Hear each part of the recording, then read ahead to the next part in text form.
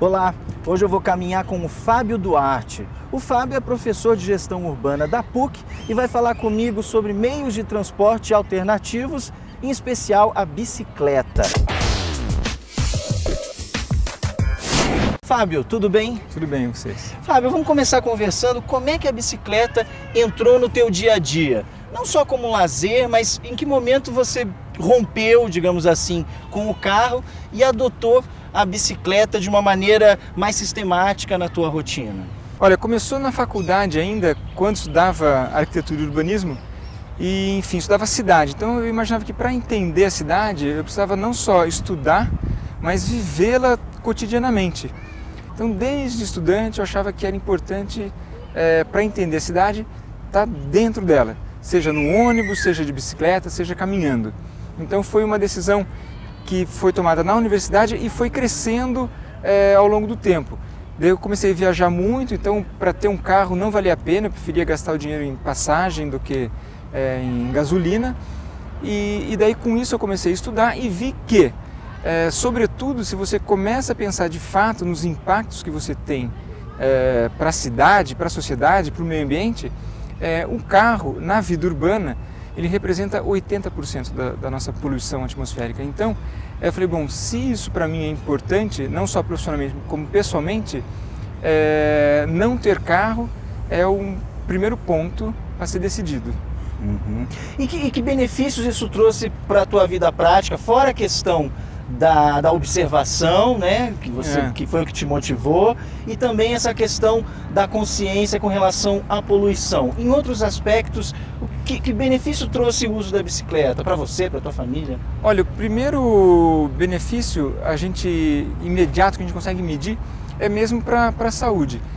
Se a gente se desloca pouco na cidade por dia, eu, por exemplo, trabalho quase o tempo todo sentado, um mínimo de deslocamento que você faça, que sejam 2 quilômetros entre ir até o ponto de ônibus, tomar um ônibus e voltar para casa, ou pegar a bicicleta. E se você trabalha muito perto, você deve trabalhar uns 2 quilômetros, 2,5 quilômetros da sua casa, ou seja, são 5 quilômetros por dia de bicicleta, já é um super exercício. Então, para a saúde é um ganho total, até porque é gratuito. Uhum. Então, esse é o imediato.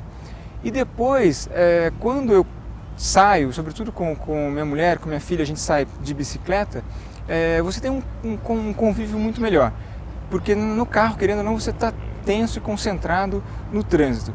Você está na bicicleta, você começa a descobrir coisas da cidade, do seu entorno, que no carro você não descobre, porque o seu entorno no carro é o banco do passageiro e a direção.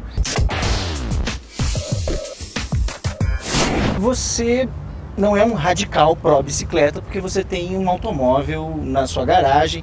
Eu queria que você explicasse um pouco como é que é a dinâmica da tua família, como é que é dividido o uso do carro, da bicicleta, do ônibus ou do andar a pé.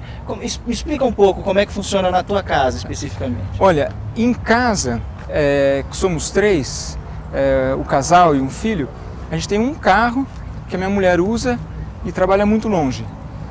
No final de semana, ou a gente sai os 3 a pé, às vezes quando vai passear a gente usa o carro, não precisa abrir mão 100% do carro, como você falou, não somos somos radicais contra o carro, a gente não vai queimar carro pela cidade, mas é um uso racional.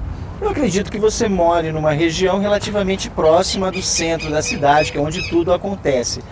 Como é que a gente vai convencer ou conquistar um morador da periferia e às vezes até de uma classe menos abastada de que a bicicleta faz sentido?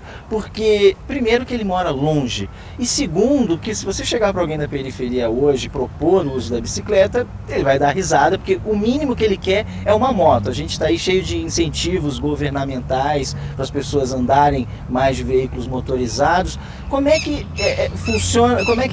funciona essa questão junto ao pessoal da periferia? É possível para eles também participar desse movimento? Olha, a gente tem, na verdade, são 2 problemas conflitantes quase. E para nós os 2 são difíceis. De um lado, o pessoal da periferia, infelizmente, eles já tiveram que andar por muito tempo a pé ou de bicicleta por falta de dinheiro, não só para comprar um carro, uma moto, mas por falta de dinheiro para pagar a passagem de ônibus. Então a gente teve, nos últimos anos, dois movimentos contraditórios. De um lado, o número de possuidores de carro aumentou. Por outro lado, a gente também teve um decréscimo do número de passageiros de ônibus.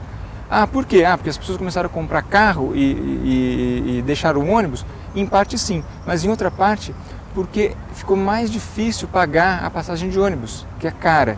Então, é super complicado e eu sou um pouco contra tentar convencer quem mora na periferia que ele precisa andar de bicicleta. Por quê? Porque essa população, ela já pagou durante muito tempo a falta de infraestrutura. Ela já pagou durante muito tempo a não possibilidade de morar nas regiões centrais, que tem infraestrutura, tem serviços, tem transporte, mas o terreno é caro. Então, eles não podem morar lá e moram na periferia. E no fim o centro fica um pouco esvaziado. Então eu acho que a briga ainda tem que ser em convencer quem mora nas regiões mais centrais, que daí eles têm não só acesso ao transporte público, mas como serviços nas proximidades. Então eu falo, olha, será que você não consegue pelo menos no final de semana deixar seu carro na garagem e sair, fazer compra, sair passear de bicicleta ou a pé? Então por quê? Porque querendo ou não, as pessoas da periferia, elas vão olhar para quem tem alguma coisa na vida, porque é uma coisa natural, vão almejar ter alguma coisa que um outro conseguiu por seu esforço próprio.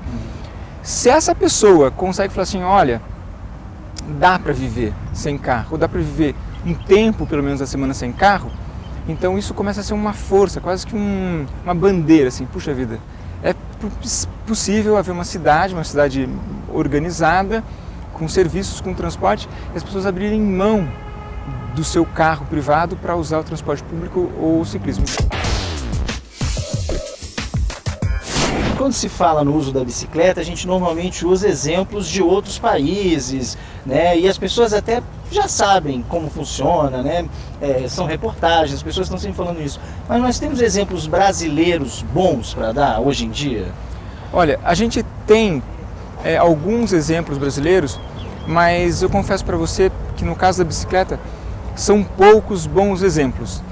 E quase todos os exemplos brasileiros, eles ainda são muito focados na infraestrutura que a gente conhece, que são as ciclovias. Então Curitiba, por exemplo, ainda é uma cidade bastante comentada pelo fato de ter uma malha de ciclovias. Então nós temos mais de 100 quilômetros de ciclovias na cidade. Quando essa malha de ciclovias foi feita, ela era uma malha possível de ser feita. Não se pensava, não era um problema tão gritante assim fazer as ciclovias. Por quê? Porque não tinha tantos carros. Então as bicicletas andavam nas ruas compartilhando-as com os carros.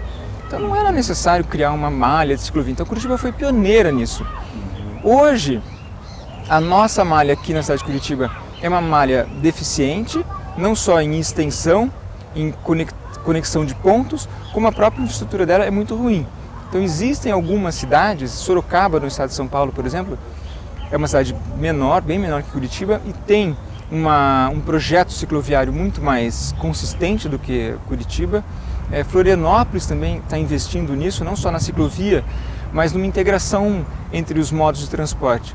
Por exemplo, se você quer andar de bicicleta e quer parar, puxa, mas eu descobri que tem um lugar que eu quero ir, mas nossa, é muito longe para ir de bicicleta. Eu tenho que deixá-la num ponto de ônibus ou num terminal, pegar um ônibus e ir até esse lugar, depois eu volto.